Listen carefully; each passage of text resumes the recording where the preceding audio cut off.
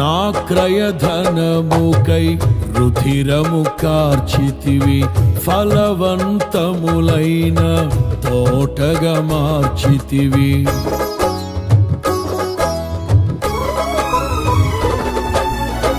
నా క్రయధనముకై రుధిరము కార్చితివి, ఫలవంతములైన తోటగా మార్చితివి. ఫలితము కొరకైన శోధన కలిగినను ప్రతిఫలముగా నాకు ఘనతను నియమించి, ఆశ్చర్యకరమైన ఆదరణ కలిగిల్చి, అన్ని వేళలయందు ఆశ్రయమైనావు. ఎంతగా కీర్తించిన నీ రుణమే నే తీర్చగలనా? ఇదే కదా నీలో పరవశం.